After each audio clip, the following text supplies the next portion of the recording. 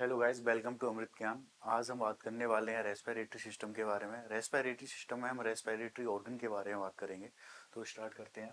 Respiratory system. Respiratory system के organ के बारे में बात करेंगे हम कि कौन कौन से ऑर्गन मिलकर रेस्पिरेटरी सिस्टम बनाते हैं। तो फर्स्टली नोज। रेस्पिरेटरी सिस्टम में नोज इंक्लूड होता है। पैरानेजल साइनस,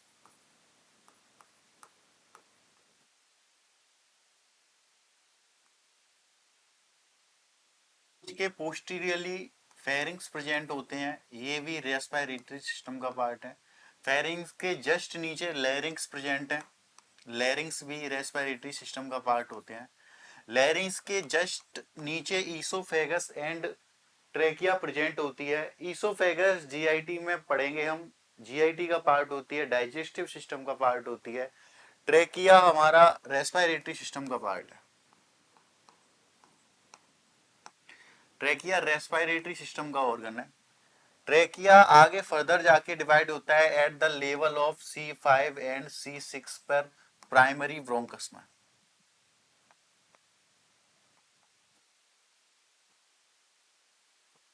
ट्रेकिया आगे जाके प्राइमरी ब्रोंकस में डिवाइड हो जाता है। यह C5 एंड C6 लेवल होता है at a level of C5 and C6। इस पार्ट को कैरिना बोलते हैं। यहाँ पे रिच रिसेप्टर होते हैं कफिंग के। This part also known as carina. इस पार्ट को बोलते हैं कैरिना। यहाँ पे रिच रिसेप्टर होते हैं कफिंग के। ट्रैकिया आगे C5 या C6 के लेवल पर आकर दो पार्टों में डिवाइड होता है, जिसे बोलते हैं primary bronchus, left primary bronchus, right primary bronchus. जब हम सक्शन करते हैं, सक्शन करने के दौरान सक्शन कैथेटर जब इस पार्ट पे आकर टच होता है, तब पेशेंट कफिंग करना स्टार्ट कर देता है। यहाँ पर रिच रिसेप्टर होते हैं कफिंग के। इसके बाद प्राइमरी ब्रोंकस आगे फर्दर डिवाइड होता है। प्राइमरी ब्रोंकस वह पार्ट होता है जो लंग्स में एंटर होता है। लंग्स में एक पॉइंट होता है हाइलम।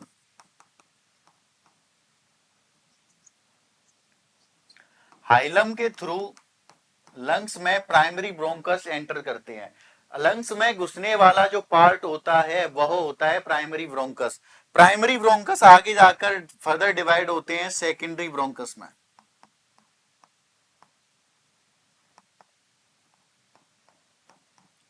सेकेंडरी ब्रोंकस में सेकेंडरी ब्रोंकस आगे जाके फर्दर डिवाइड होंगे टर्सरी ब्रोंकस में।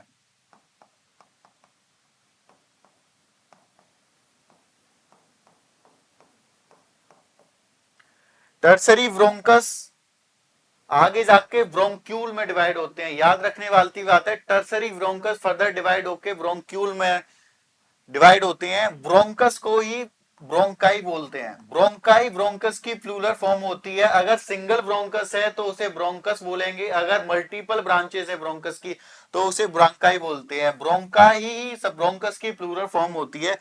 यहां से टर्सरी ब्रोंकस आगे जाके ब्रोंक्यूल में टूटता है, ब्रोंक्यूल में डिवाइड होता है। ब्रोंक्यूल, ब्रोंकस और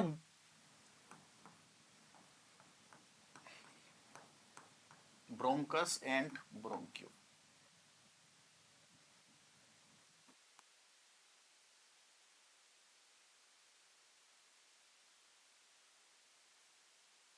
अगर हम बात करें ब्रोंकस एंड ब्रोंक्यूल के डिफरेंस की, इसमें क्या डिफरेंस होता है,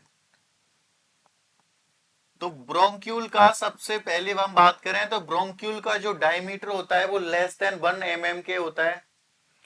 और ब्रोंकस में कार्टिलेज प्रेजेंट होती हैं, ब्रोंक्यूल में कार्टिलेज नहीं प्रेजेंट होती। ब्रोंक्यूल में कार्टिलेज प्रेजेंट ना होने के कारण ब्रोंक्यूल अस्थमा की कंडीशन में इन्वॉल्व होते हैं। कार्टिलेज ड्यूरिंग इंस्पिरेशन कोलैप्स होने से बचाती हैं रेस्पिरेटरी ट्रैक्ट को। कार्टिलेज का जो फंक्शन होता है during inspiration respiratory tract collapse ना हो, इस काम से बचाने के लिए कार्टिलेज हमारी हेल्प करती हैं। कार्टिलेज ब्रोंकस में प्रेजेंट होती हैं लेकिन ब्रोंकाई में ब्रोंकियल में प्रेजेंट नहीं होती। आगे हम बात करें कि ब्रोंक्यूल का डायमीटर लेस देन 1 mm होता है। जैसे हमारे अयोटा, आर्टरी, आर्टियोल्स एंड कैपिलरीज हैं, जैसे इनकी नैरोइंग होती जाती है वैसे ये आर्टरी आर्टियोल्स में कन्वर्ट हो जाती हैं, आर्टियोल्स कैपिलरीज में कन्वर्ट हो जाते हैं। इसी प्रकार जैसे ही रेस्पिरेटरी ट्रैक्ट की नैरोइंग होती जाएंगी वैसे ही ब्रोंकस ब्रोंकियल में कन्वर्ट हो जाते हैं। ब्रोंक्यूल का डायमीटर लेस देन 1 mm होता है। इसमें सी सेप कार्टिलेज एब्सेंट होती हैं, यह अस्थमा में इन्वॉल्व होते हैं, जबकि ब्रोंकस में कार्टिलेज हमेशा प्रेजेंट होती हैं, अस्थमा में ये इन्वॉल्व नहीं होते हैं। अगर हम बात करें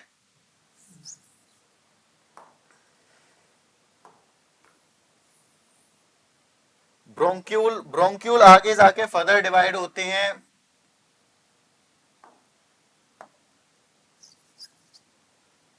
टर्मिनल ब्रोंक्यूल में।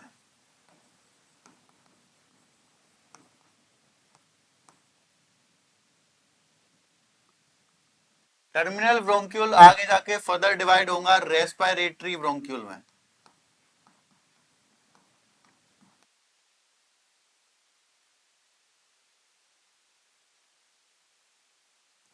रेस्पिरेटरी ब्रोंक्यूल सप्लाई करते हैं एल्वुलर डक्ट को।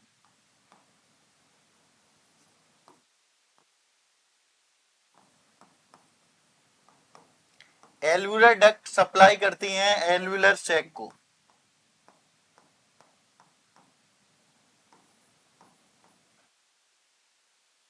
एल्वुलर सैक को एल नोज से लेकर एल्वुलर सैक तक ये हमारा रेस्पिरेटरी ट्रैक्ट होता है। इतना सब कुछ मिलकर एक रेस्पिरेटरी सिस्टम बनाते हैं।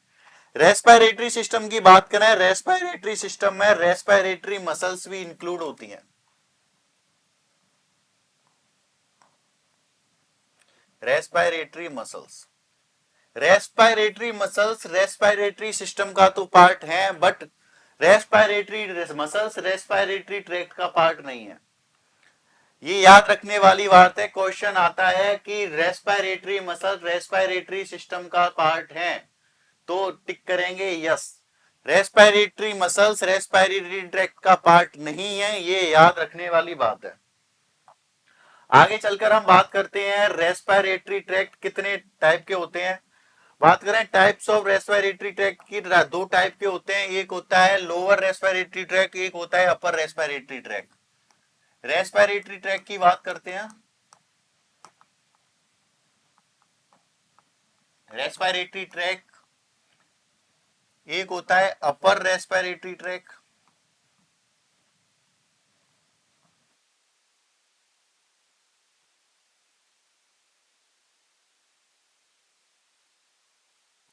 एक होता है लोअर रेस्पिरेटरी ट्रैक्ट।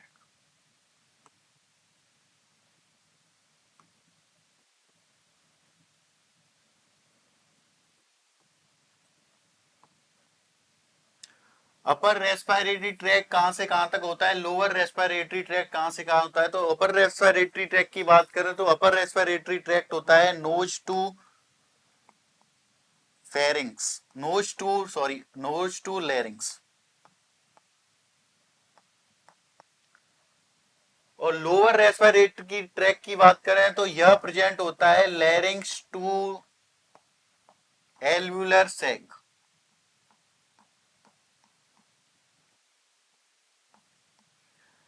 और यहाँ पे लेरिंग्स की बात देखने वाली बात है, लेरिंग्स में दो वोकल कॉर्ड प्रेजेंट होते हैं, एक होता है true vocal cord,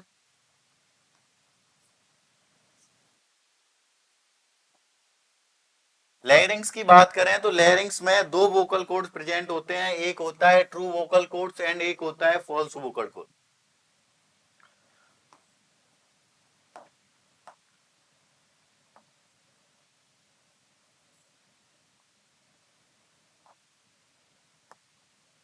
true vocal cords and false vocal cords. False vocal cords हमारे बल्स एल्बम मैनुअल लगाने में हेल्प करते हैं, जबकि true vocal cords vocalization, sound production and phonation में हेल्प करते हैं। False vocal cords and true vocal cord के बीच में लेरिंग्स पर कहीं कोई एक मिड पॉइंट होता है जो कि बाइफर्केशन, जो कि लैंडमार्क का काम करता है रेस्पिरेटरी ट्रैक के बाइफर्केशन के लिए। यहाँ पे कोई एक पॉइंट है जो जहां पे जो लैंडमार्क का काम कर रहा है रेस्पिरेटरी ट्रैक्ट के लिए, जो रेस्पिरेटरी ट्रैक्ट को दो भागों में बांटता है, upper respiratory tract and lower respiratory tract. यहाँ पे कोई लैंडमार्क है जो कि रेस्पिरेटरी ट्रैक्ट को दो भागों में बांटता है, एक बांटता है upper respiratory tract and lower respiratory tract. तो बात करें upper respiratory tract nose to larynx तक होता है, लैरिंग्स में भी ट्रू वोकल कॉर्ड्स तक होता है। अगर बात करें lower respiratory tract, lower respiratory tract की बात करें, लोअर रेस्पिरेटरी ट्रैक्ट लैरिंग्स से लेकर एल्वुलर सैक तक होता है। एल्वुलर सैक लैरिंग्स में थ्रू वोकल कॉर्ड से एल्वुलर सैक तक होता है। अगर हम बात करें कि अपर रेस्पिरेटरी ट्रैक्ट में मोस्ट कॉमन होने वाला इंफेक्शन कौन सा होता है, तो बात करते हैं pharyngitis. Pharyngitis is a most common infection of upper respiratory system. Pharyngitis होता है inflammation of pharynx, inflammation of pharynx. Pharyngitis को ही सोर थ्रोट बोलते हैं।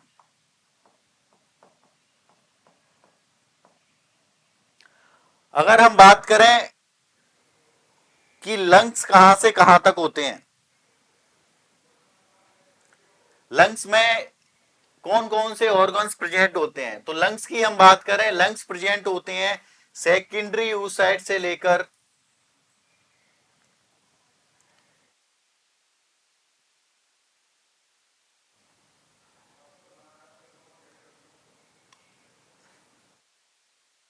अगर बात करें हम लंग्स की अगर हम बात करते हैं लंग्स की, तो लंग्स कहां से कहां तक प्रेजेंट होते हैं, लंग्स प्रेजेंट होते हैं सेकेंडरी लंग्स प्रेजेंट होते हैं सेकेंडरी ब्रोंकियोस से लेकर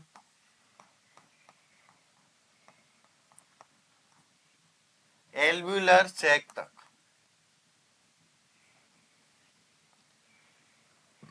lungs is only primary organ of respiratory system. Lungs he respiratory system का प्राइमरी ऑर्गन होता है। ठीक है, लंग्स जो होते हैं वो सेकेंडरी ब्रोंकस से लेकर एल्वुलर सैक तक होते हैं। जैसे कि मैंने पहले बताया, प्राइमरी ब्रोंकस वह पार्ट होता है जो कि हाइलम के थ्रू, लंग्स में एक जगह होती है हाइलम, वहां से लंग्स में एंटर करता है और फर्दर जाके सेकेंडरी ब्रोंकस में टूट जाता है। इससे आगे हम बात करें इस रेस्पिरेटरी सिस्टम में दो जोन प्रेजेंट होते हैं, एक होता है रेस्पिरेटरी जोन, एक होता है कंडक्टिंग जोन। अगर हम बात करें कंडक्टिंग जोन के बारे में, कंडक्टिंग जोन कहां से कहां तक होता है और रेस्पिरेटरी जोन कहां से कहां तक होता है, तो बात करते हैं कंडक्टिंग जोन। दो जोन होते हैं, एक होता है कंडक्टिंग जोन, एक होता है respiratory zone.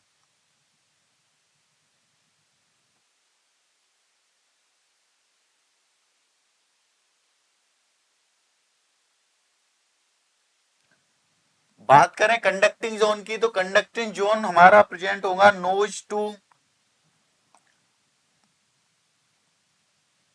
Knows to terminal bronchiole तक।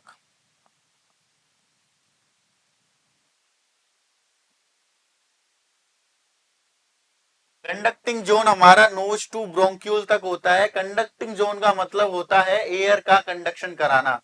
Conducting zone it is responsible for in and out conduction of air. And respiratory zone present होता है हमारा रेस्पिरेटरी ब्रोंक्यूल से लेकर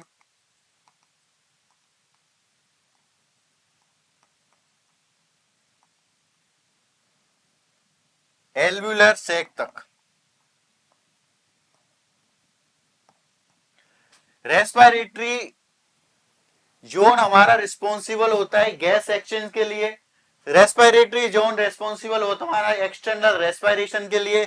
रेस्पिरेटरी जोन रिस्पॉन्सिबल होता है gas exchange and respiration and external respiration के लिए। कंडक्टिंग जोन का रेस्पिरेशन में कोई रोल नहीं होता है, इसका कोई भी रोल नहीं है गैस एक्सचेंज में। ये सिर्फ एयर के कंडक्शन को कराने में हेल्प करता है। ये कंडक्टिंग जोन कुछ स्पेस कैरी करता है जिसमें एयर को रखता है अपने आप में। कंडक्टिंग जोन की बात करें, ये नोज टू टर्मिनल ब्रोंक्यूल तक होता है। नोज टू टर्मिनल ब्रोंक्यूल में ट्रे नोज कंडक्टिंग जोन की बात करें तो नोज टू ब्रोंक्यूल तक होता है। इस कंडक्टिंग जोन के स्पेस को हम डेड स्पेस कहते हैं। इस कंडक्टिंग जोन में जो स्पेस होता है उसको डेड स्पेस बोला जाता है, जिसमें एयर भरी होती है और जिसका वॉल्यूम 150 ml होता है। अगर हम बात करें कि टाइडल वॉल्यूम 500 है, तो गैस एयर का एक्सचेंज कितने ml होगा, कितने ml एयर का एक्सचेंज होगा। अगर 150 ml एयर डेड स्पेस में है तो रेस्पिरेटरी जोन तक कितनी एयर जाएगी, तो टाइडल वॉल्यूम 500 और डेड स्पेस में जो एयर है वो है 150, तो 350 ml एयर रेस्पिरेटरी जोन तक पहुंचती है और उसका गैस एक्सचेंज होता है। 350 ml एयर का ही रेस्पिरेशन होता है, क्योंकि ये इतनी एयर ही रेस्पिरेटरी जोन तक पहुंचती है। जो कंडक्टिंग जोन में जो एयर है, जो डेड स्पेस में जो एयर है, उसका कोई भी रोल नहीं है रेस्पिरेशन में। आगे जाके हम बात करते हैं function of respiratory system.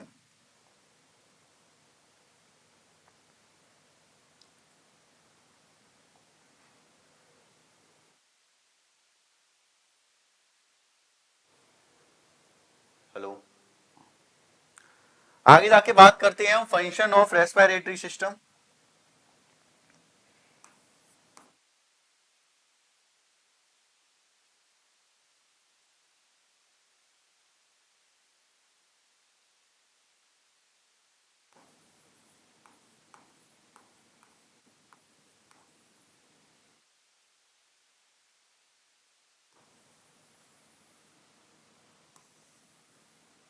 Functions की बात करें तो जो पहला फंक्शन होता है, जो मेन फंक्शन है, जो प्राइमरी फंक्शन है रेस्पिरेटरी सिस्टम का, वह होता है breathing and respiration.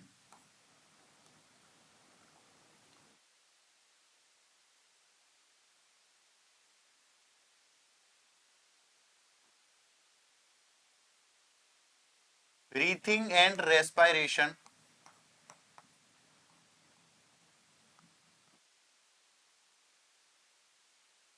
It is a primary function of respiratory system.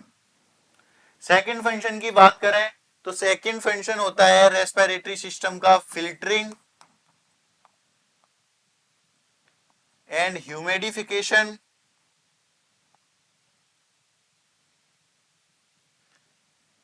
And warming of air. Warming of air, इसको फिल्टरिंग एंड ह्यूमिडिफिकेशन है, वार्मिंग ऑफ एयर को करने में upper respiratory tract role play करता है। अपर रेस्पिरेटरी ट्रैक्ट, जब हम सांस छोड़ते हैं, सांस लेते हैं, तो हमारे अंदर जो एयर जाती है वो ह्यूमिडिफाई होती है, ताकि अंदर जाने वाली एयर से रेस्पिरेटरी ट्रैक्ट ड्राइनेस ना हो। इसीलिए वो एयर जो होती है वो ह्यूमिडिफाई होती है। जब हम सांस छोड़ते हैं तो वो जो एयर निकलती है वो वार्म होती है। तो इसीलिए फिल्टरिंग है, ह्यूमिडिफिकेशन है, वार्मिंग ऑफ एयर, वो हमारा अपर रेस्पिरेटरी ट्रैक्ट के द्वारा होता है। अगर हम आगे जाके बात करें third function of respiratory system, वो होता है ऑल्फैक्शन।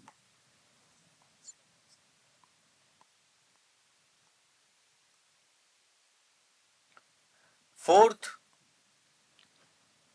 वोकलाइजेशन।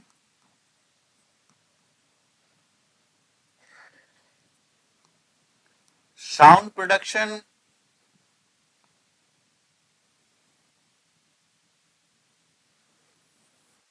फोनेशन,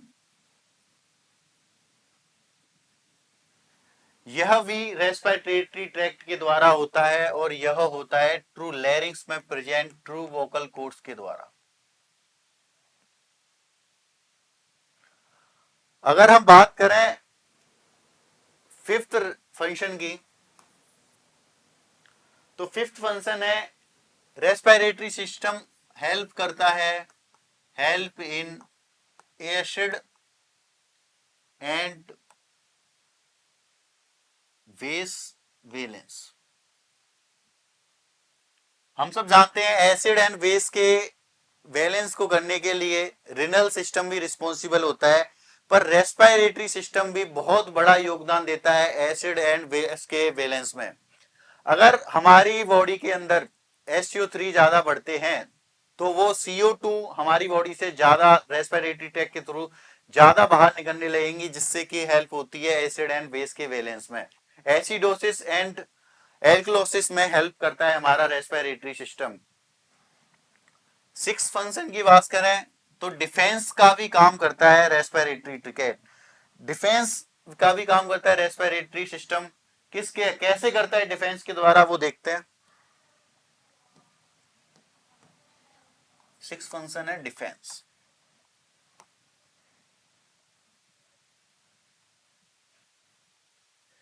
अगर कोई पैथोजन, अगर कोई फॉरेन आर्टिकल या पैथोजन बैक्टीरिया हमारी रेस्पिरेटरी ट्रैक्ट में नोज के द्वारा आता है, तो सबसे वहां पे जो सबसे प्राइमरी जो प्रोटेक्शन होता है, जो डिफेंस यूज होती है, वो हमारे नेजल हेयर के कारण होती है।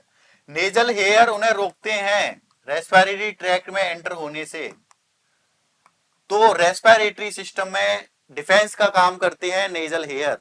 सेकंड नंबर पर ब्रोंकोस्पाज्म। अगर कोई फॉरेन बॉडी या foreign bacteria article pathogen body में रेस्पिरेटरी ट्रैक्ट के अंदर एंटर होने जा रहे हैं तो ब्रोंकोस्पाज्म होता है। ये भी एक डिफेंस मैकेनिज्म है रेस्पिरेटरी सिस्टम की। थर्ड हम बात करें डस्ट सेल। रेस्पिरेटरी सिस्टम में डस्ट सेल प्रेजेंट होती हैं जो कि फेगोसाइटोसिस का काम करती हैं। ये भी एक डिफेंस का काम करती हैं। अगर हम बात करें सीलियरी एक्शन की,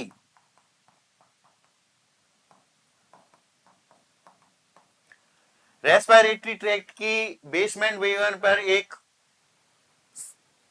खास प्रकार की सेल प्रेजेंट होती है जिसमें सीलिया प्रेजेंट होती हैं, जो अपने सीलियरी एक्शन के द्वारा बैक्टीरिया या पैथोजेंस को बाहर निकालने का काम करती हैं। और फिफ्थ हम बात करें स्नीजिंग एंड कफिंग।